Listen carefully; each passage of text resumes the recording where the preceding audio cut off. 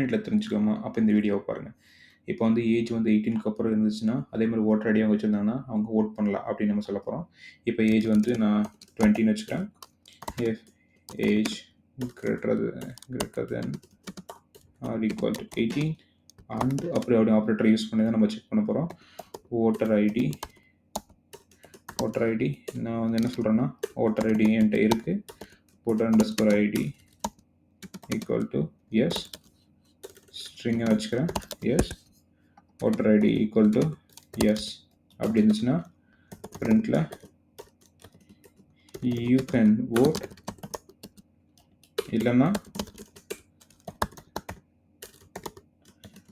You cannot vote run பண்ணுறேன். So நான் வந்து ஐ கேன் vote, ஏன்னா என்கிட்ட வந்து ஏஜ் வந்து 18க்கு மேலே இருக்குது. அதே மாதிரி ஓட்டர் ஐடி வந்து என்கிட்ட இருக்குது. அதனால் நான் ஓட் பண்ணலாம்.